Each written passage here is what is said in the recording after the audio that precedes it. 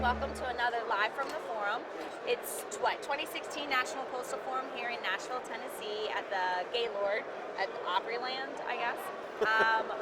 This is our second time back in 6 years, I think, to Nashville. Yeah, 2010, it was the big flood. Hopefully it don't have the same thing happen this time. Right? Yeah. So I'm Jessica Lowrance, and I'm with the Association for Postal Commerce, and here with me I have Bob Schimek from Satori Software. Oh, and Jody from GrayHair Advisors. And Raymond from EpiComm.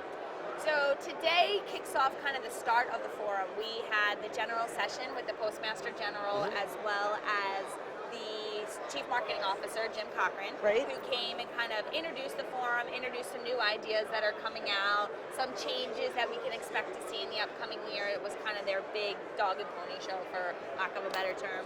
And the general session was interesting. I actually seen a lot of postal folks and commented on how well put together it was and really kind of how it flowed and the message that they were sending to customers and the customer experience, which was said a million times. Yes. They could have hashtagged it. It would have been famous. But for the most part, I mean, the general session really did convey a lot of things that I think is worth discussing today. It set a positive tone. It definitely did. It definitely did. And no legislation was mentioned. Yay! No, never said a thing about it. Which, at one point in time, so, being a tweeter and a texter, I'm, going back and forth with other folks during the session, calling some parts lame, some parts good. And so, I got an actual text that says, "Here comes the legislative ask." Nope. And it never came. I was so happy that it didn't They also never said the X word either. Yeah. As in exigency. They never said that. So, as you're saying, it was very upbeat. Big focus on integrating mail and digital. That was the whole tone of it, is getting the whole thing into what they call it now, omni-channel marketing. Yes. Right. This is your new buzzwords for the year. And you should make sure that mail's in the mix. That's right. And another big word that they used a lot was informed delivery. So informed delivery, what does it mean? So it used to be called real mail notification, and I was in a pilot in Virginia on that, and still receive it. But now they've rebranded it to be informed delivery, which is an email preview of the mail that you're going to get later that afternoon, presumably on your phone. Right. Yes. And the cool thing was the announcement of the rollout nationwide for 2017. That's a very ambitious plan. I guess sure the question I have is that necessarily a good thing? I mean, one of the things that the Postal Service was doing is they're doing the pilot test in New York, and they're still working on getting people signed up for that. And they're already announcing that in 2017 they're going to be rolling this thing out nationwide, where we're still trying to kick the tires on it a little bit. And this morning, Jim said they're going to do an aggressive campaign of marketing it. Now, whether he means aggressive in the New York metro area, in Northern Virginia, or nationwide, I don't know. But clearly, if they're going to have the kind of sign-ups that they're looking forward to, they're going to have to make people much more aware of it than many of them are now. Well, my whole concern with the informed delivery is that it's still in its infancy. Like, when you get it, so I get it, and it literally is a black and white image of the mail you're going to get soon, or I think that's the word they use. Well, they say soon. They don't say that day. It says soon. Oh. Yeah. And most of the time it is that day for the most part, but it does say soon. Like when she had snow in her neighborhood, she knew the mail was coming, but she didn't physically have it. And when they didn't deliver it, she called them on the carpet. I did. I called that. Where's my mail? I did. I called the district manager in Cat Metro, and I was like, "Yeah." I forwarded an email. I go, "I'm missing these 6 pieces of mail. Will you find them?" And I got them 2 days later. Anyway, but the carrier got lost. The whole thing with informed delivery is, they're going to be rolling this out. It's only letters right now. Right. So your catalogs, your periodical, your flat mail is not even being sent. It doesn't tie to packages. So it's literally telling you that you're going to get a bill in the mail. I don't really see that driving me to run to my mailbox at this point in time, right? Or a postcard. I don't think it's ready for national consumption until it looks a little bit prettier maybe, and a little bit more engaging. You're saying the baby is ugly. Well, they have lots of ugly babies, but this one is kind of it's a family thing. But if you think about it, they're also talking about, in some iteration of this, having color, or letting the sender of the mail piece have the option of having some sort of integrated touch access to whatever the promotion Yeah, those is. are two separate things. One's a PDF and one's the URL. So I think, as you said, they're kind of rolling it out early, but they're also planning, I think, many more enhancements to make the baby prettier.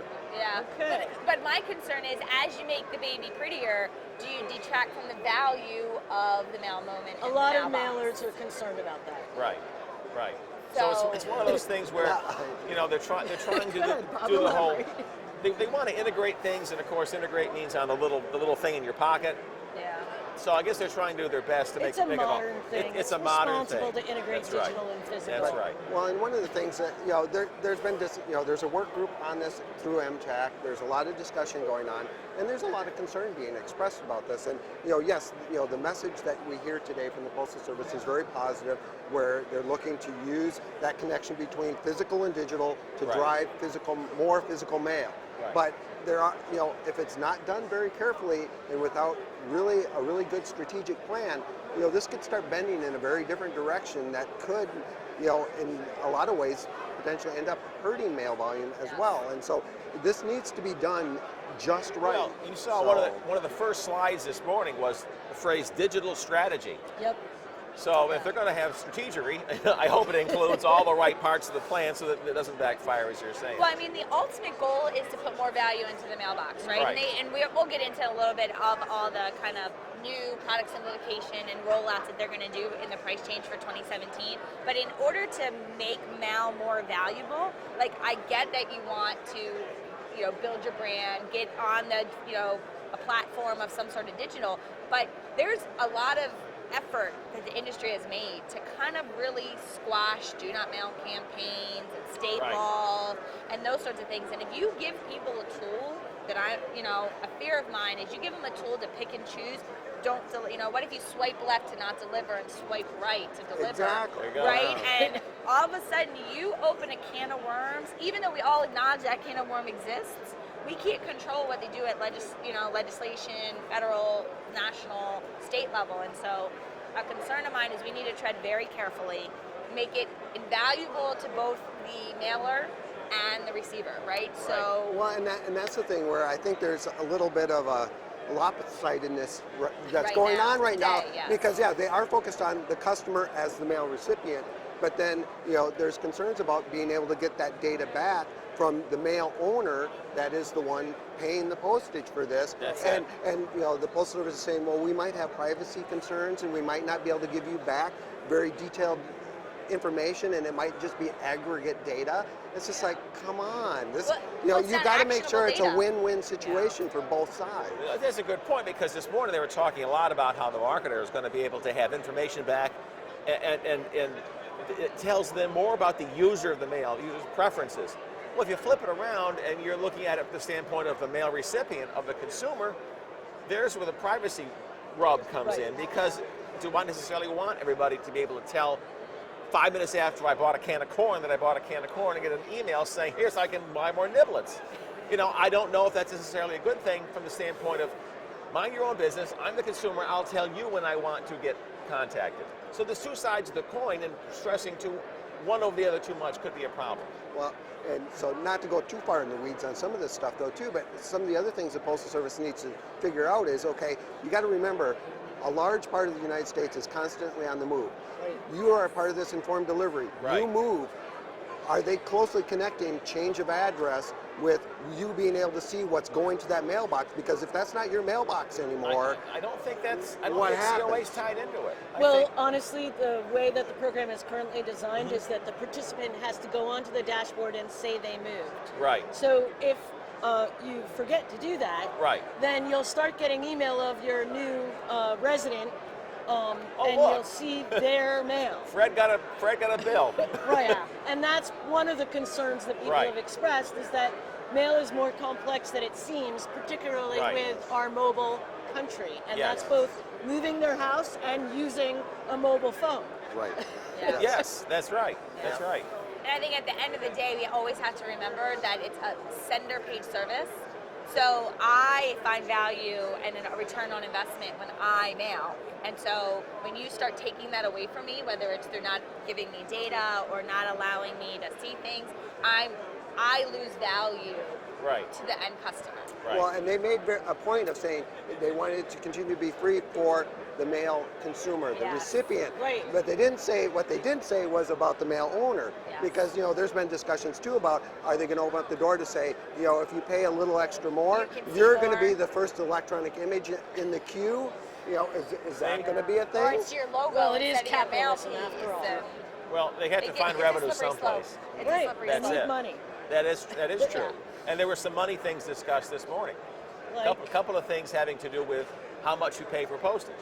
Yeah. And I thought that there were two that were rather interesting, tying back to the idea of simplifying the rules, Yeah.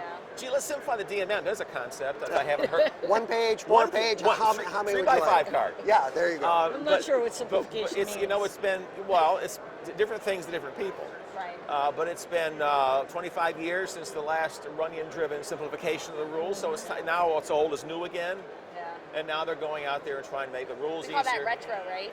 Yeah. It's retro. Not It's- retrograde. No, it's Art Deco. So we're having Art Deco with simplification here. Yeah. But they talked about a couple of things, aside from just a general concept. They talked about extending the second ounce free For first class. to a third ounce, second and third ounce free now. I wasn't So sure in if theory- it would apply to standard mail as well. Okay, so Well, here you go.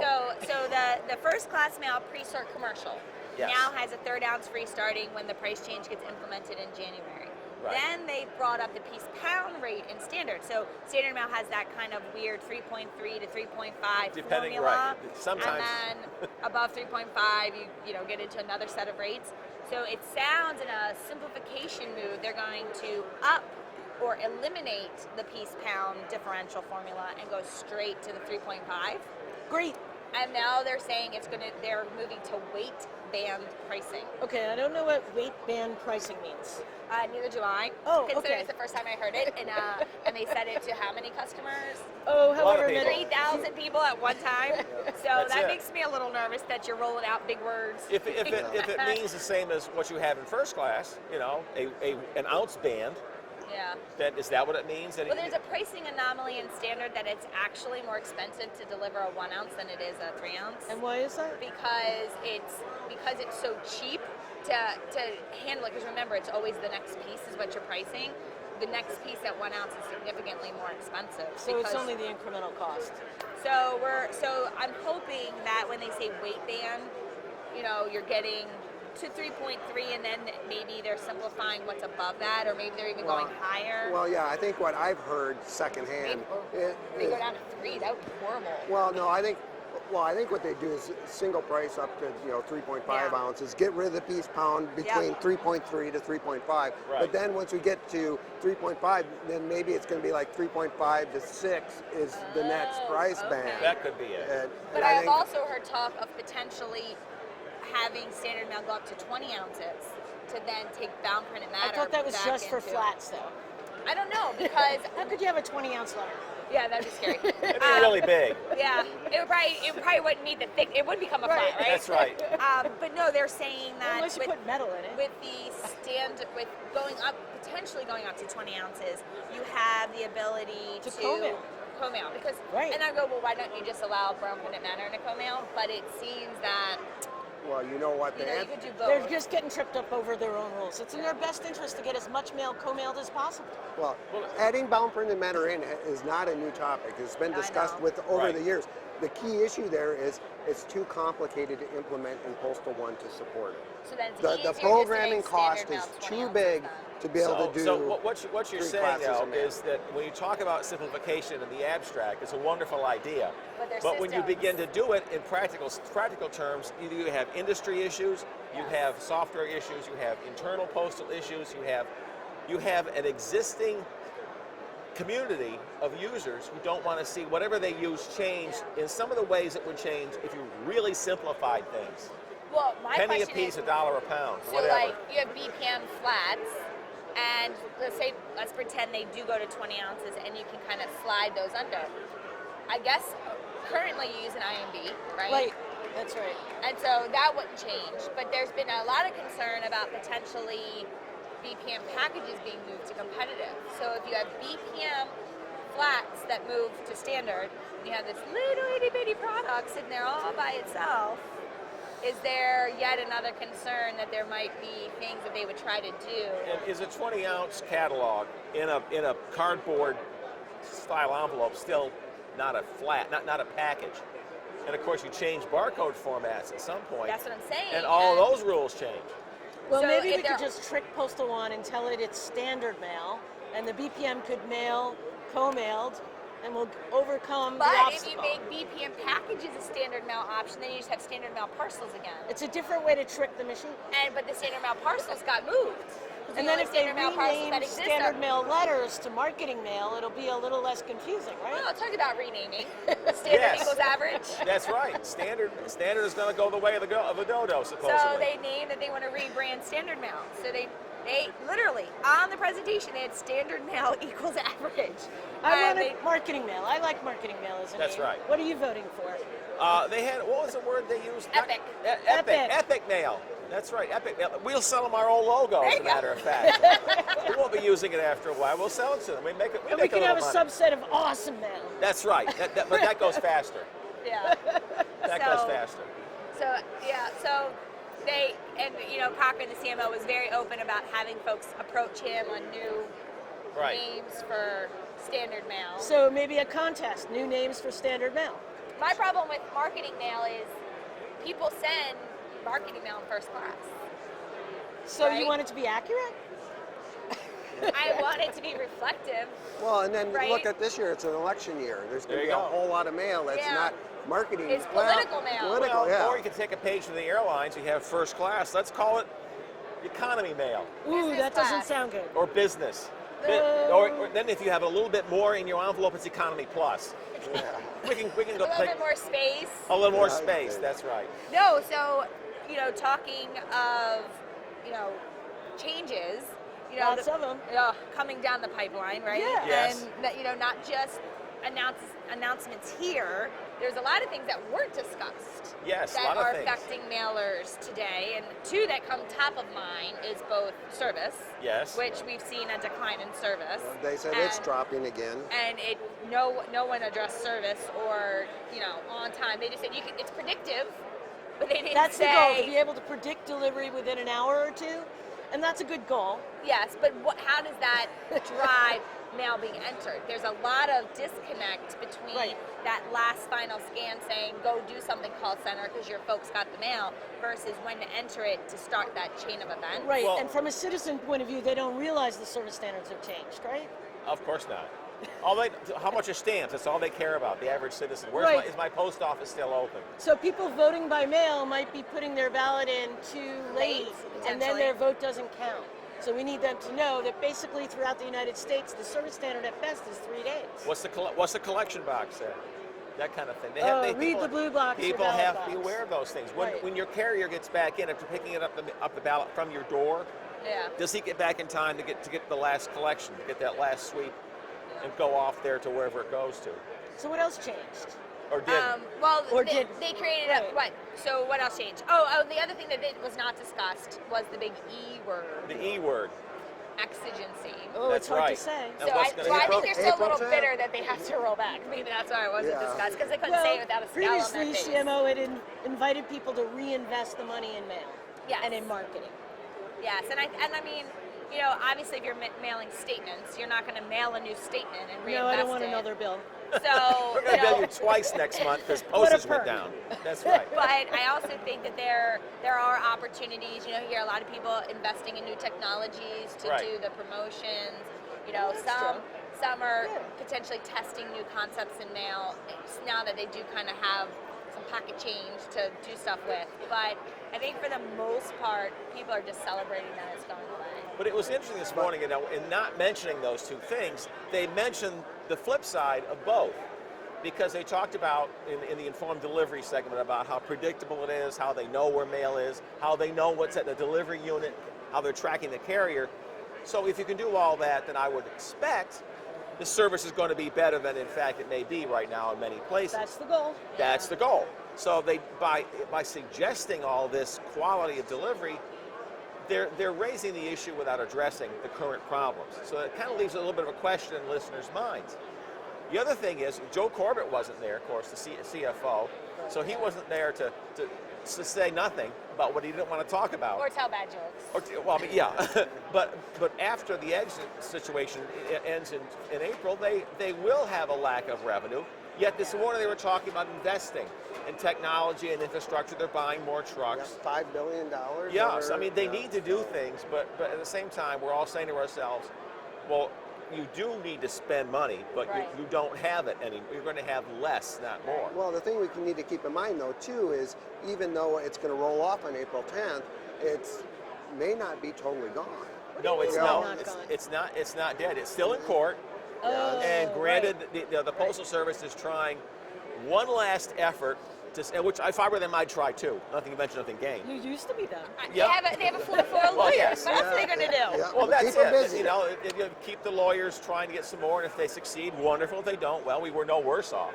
Right. But conceivably, if they convince the court that the PRC did not look at enough of a period of time over which the results of the recession were in play, then it could go back to the PRC, and the PRC could, if they so desired, say yes, you should have had more mail compensated for through exigency, so you're going to get another $1 billion or whatever. Of course, you know, if you were an odds maker, you might give them pretty long odds on that working. I mean, it's been remanded once already. Yes. Which they gave more money to the Right. Postal Service based on directions from the court. The count once rule. It extended, another 8 months of exigency for the industry. Right. So now that it's rolling back, I find it extremely difficult for them to find yet more reason why outside, the PRC adhering to what the court said on exigency. I also think, they got to do what they have to do, but as, representing the industry, it puts a strain on the relationship.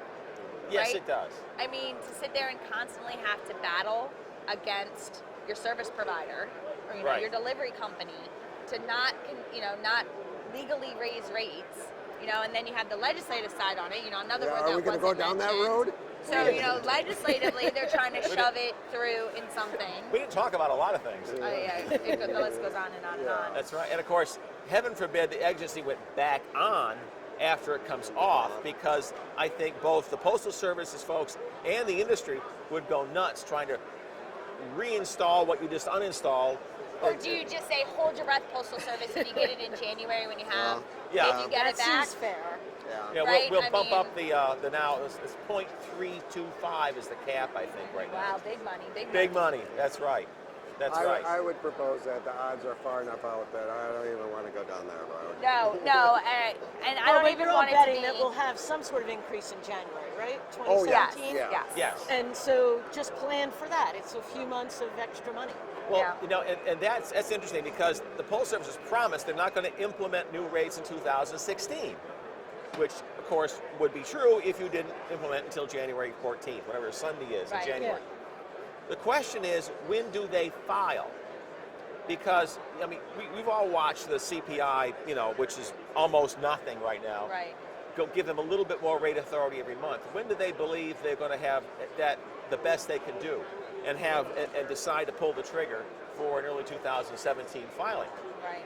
You normally watch CPI pretty close. Yeah, so they normally, the Postal Service holds their breath until the last minute so that they give them max authority. Right. So if they think in October it's going to be 0.6, then they'll hold their breath till October and file within the 90-day time limit. Right. But if they think August is going to be the best at And file in 0.5, September. then because you have to file. So the rule is you have to file before the next CPI is released, and it's released in the middle of every month. Right. So yeah, Roughly. around that time. Yeah. And so if you think August is fantastic, then you have to file prior to September 15th in order to capture the August rate change. And it's all, of course, Ouija board, because you're guessing what's going to happen to the number. And looking over the trends for the past few months, it got really, really low, and the rate of it wasn't going any place, and then it picked up a little bit over the past couple of months. So now they have a little bit more rate authority, but still nothing stunning. Still well below 1%. Well, and the thing that's interesting too is if we go back in time, at least from an industry perspective, one of the things that we've tried to tell the Postal Service is avoid price change at the beginning of the year because Yes. there's so much other stuff going on. You got the holidays, Yes. you've got all the statements going out in January, and to the Year-end. Postal Service's credit, the last price change, instead of doing it in January, it was originally proposed for April. Granted, it didn't happen until May, which is a whole other story, but they did listen to the industry there, but it sounds like we are going to be going back to a January price It's change. a strong possibility because of the money. And then based on the filing, if they do wait until October, then that's going to mean that it couldn't go into effect on January 1. It would be Yeah, like later. They normally do it like 12:01 a.m. on a Sunday. Yeah, so maybe, yeah. look at this January's calendar and find a mid-month Sunday. second or third of the month. Yeah, I think the last January price change was like a 26 or a 27. Yeah. Right, Yeah. right. That was the one in 2000. Well, that was 2013, of course, was when all the stuff hit the fan. Oh my God. That was the one. But then the thing to keep in mind is even there, they always deploy Postal One 2 weeks in advance. Right. So then you've got Year's. everyone. Right at New it's Year's. right at the beginning of the year. Yep. Yeah. Yep. And of course, Postal One always has at least one glitch in every And with release. all this product simplification, some of those things aren't actually, like if they're doing prep changes, that's not something they would file at the commission. That they do through the Federal Register process, which the Postal Service has been notorious about doing that at the very last minute. And I know like software guys, reformatting that and testing that in time for a price change with the Postal Service finalizing it has been atrocious the last few And if you think about it now, we talked about things that are still lingering from past rate cases. What's also lingering? Something lingers? What? Yeah, talking about changes to the rules and so forth. Going into the next rate filing, the issue of what constitutes a rate impact change in rules is going to be in play. Now, the But PRC hasn't translate that- finished that yet. Well, they reopened it, They reopened it. and So then they took it back again to the Court of Appeals. All right, but what you're talking about is the requirement that everybody use IMB full service. that was the trigger Intelligent Mail that Barcode full launched service. this. That was what on all launched it. mail. But now the rule applies to anything. Any moving prep change forward. that You got to constitutes a price test it change. against this new bar now. and- Whichever that bar is. Three-step test. I couldn't even tell you what it is, but it's a three-step I'm not test. even sure what the final, but there is a test. There's a three-step Just test. don't know what it is. But the thing is, you're going to have that in play going into the next rate filing, and that's going to Well, introduce a certain amount technically, of... is it in play if the Postal Service is asked the Commission to both reopen the docket and went back to the court? Oh no, you got to play all cards open. Because, you could have a stay. Maybe we need to file a stay if it's not decided. That would be a good idea. Who knows? But customers won't know, the Postal Service won't know what this requirement is going to be considered to be by the Commission under its And what would it be unfinalized applied rule. to besides the IMB? What do you anticipate the next Well, issue? see, that's the point. If it's something which the preparer considers to have a rate impact because you have raised the cost of production so much that now you might as well raise my prices. Well, and one example to look at is, there are discussions going on within the industry and the Postal Service now about how to better and improve FSS processing. And I know there's a lot of the industry was not happy about the prices associated with FSS that came out last May. Right. The Postal Service has noted that is something they need to look at and potentially provide the right incentive. was mentioned But this- they're also going to be changing preparation potentially. There you go. And so if you do change all of that, does that then jump above this Right. new bar to say, is there a CPI It impact? was the that needs to mention of be the factored carrier in? route bundle. Do you remember that? Yeah. So that's related to this, no? The Well- idea of dropping carrier route bundle at the DDU? Well, right, and ultimately what happened was if we go back in May, for these FSS zones, carrier route rate went away. And so you had to do this new FSS price, which was more expensive than carrier route. So anyone that was doing a lot of carrier route mail was negatively impacted by it. Right, so you conceivably then, whatever the changes are going to be to preparation, or FSS, or what have you, some segment of the community could say, I consider that, for our purposes, to have a rate impact. But so my question is, why can't the Postal Service put out these prep changes in a January? Even if they decide that they need to wait till October to file the prices, why not start the dialogue on the changes they see coming down the pipeline from Do a you think prep they're standpoint? ready to have anything discussed yet? What they're Or ready maybe- for, what they should be doing, are probably two totally different things. And maybe but, we need to suggest it. But if we Let look, them I react. mean, if we look Postal at One does their release in July, right? right, Yeah. Or they say what they're going to release for the next major one in January. true. But ultimately, though, when it comes to the Federal Register filing that gives notice to industry officially notice, it happens at the same time they file with the PRC, which is 90 Right. days prior. Right. And so we're always dealing with this 90-day window crunch. So now that we're on the topic of rates, what's happening at the end of this year with rates? At the end of 2016, So I heard we there's have a review of the whole system. Oh, The Yes. 10-year rate review. Yes. Which I think has a lot of people really nervous. Probably everybody here. Yep. And Yep. what to do, what's But the strategy? there's a whole lot of education that I think needs to go out, because I don't know that a lot, I think, the people in the know kind of are agitated about this, but I think there's a lot of people that don't know what this 10-year review is. Right. And ultimately what, if you go back to when PAEA was passed, they said 10 years, come back, look at it, and potentially change the whole rate making process, which could mean potentially getting rid of the CPI cap. Number one risk for Huge mailers. risk. So my question is it the elimination of the cap or the elimination of the predictability? Right? Because you can find predictability in other forms, correct? Like what? Like, there could be a formula-based approach. There could be bands around something that says, your rates can't go above X or Y. There's mechanisms that you could find. I think sometimes, and I'm not advocating any position, but I think sometimes we get so stuck on this is what it is today and blah, blah, blah. I think we need to, and why it's important, I think we need to get to the whys. Right. In order, I don't think any one company or people we represent could sit there and say they could live on 0.3 price change, right? Maybe once, but not consecutively over year after year after year, right? But then, and so I think that there are, we need to really find what's important to the industry. Is it predictability, affordability, that like those things, or is it no? I want 0.3. Okay, I think it's choice A. People want predictability. Right. Earlier yesterday, I heard Etsy ask if they could have a 3-year projection of rate increases. Yes. Right. So Does that sound reasonable? Based upon, well, that would be fine if there was some criterion upon which the Postal Service could make that projection. Right now, it's, well, how's the CPI going to move? Yeah. That's it. Or why can't we revisit this every couple of years? Right? If the Postal Service said the next 3 years it's 2%, boom, boom, boom, 2%. I think we could all go and plan for 2%. Yes. Right? Right, If it was reasonable. Yes. right, well, but yeah, and I think what has the industry concerned is look at what happened with the last competitive price change.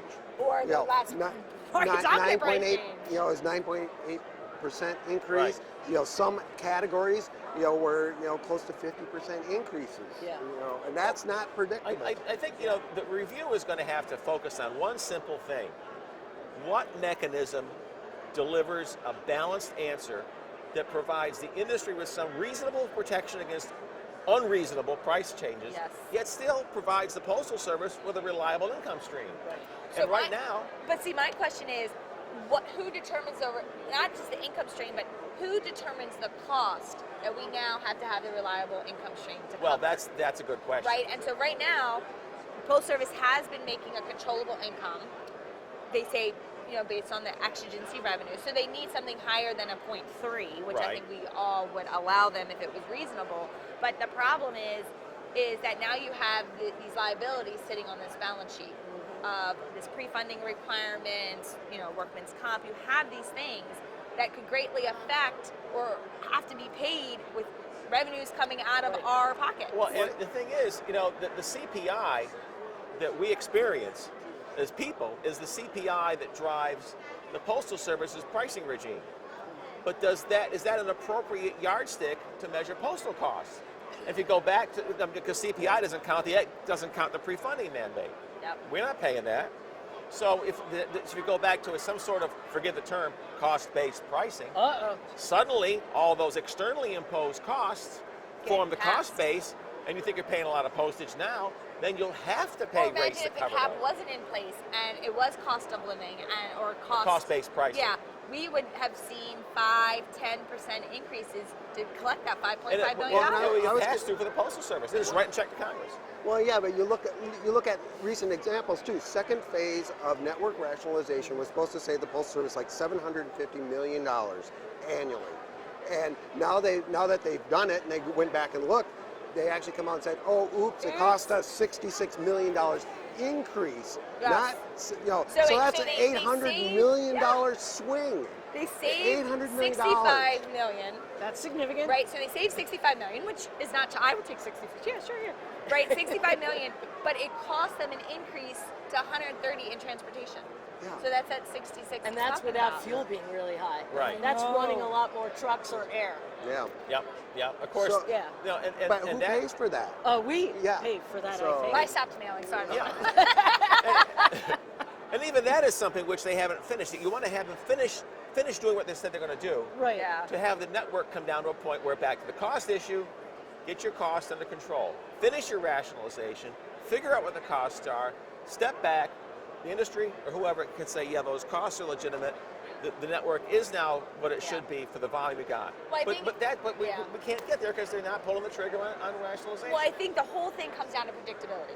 To what? Right? If you tell me Predictability. Service, this facility, rates, if the this whole thing. facility takes 3 days, then I will drop it when I need it in home with a 3-day notice. Right. If you're telling me rates are going to be X for the next whatever years, that's predictable, and I can plan Right. for it. I think the bottom line from an industry perspective is predictability, whether it's service, That's what whether industry it's wanted prices. Gotta be able to before plan. PE. Yes. Yep. And I Yeah. think if we could achieve that, then that should be a mark in the success column. That's in what this business review. needs Yes. to succeed. Yes. Same thing with rationalization. If it takes you 5 days to get from this, fine, just tell me so Just that wait. I can plan And appropriately. make it 5 with my days time. all the time. Whatever. Yes, yeah. That's it. Don't give me 3 days one day and then 6 the next. Oh, an yeah. average of 5. Right. That's not going to work Right. either. So. Right. But so I think we solved all the world's problems. Yeah, I think so. Yeah. Postal, anyway. What's the next? The Middle East piece, perhaps? Well, I hear Yes. they're developing postal networks there too. Oh, then they'll be sorry. That's it. That's it. So thank you for joining us for this session of Live Yep. from the Forum. Right. Bye. Terrific. We're Till done next year. talking. Yes. Or until tomorrow.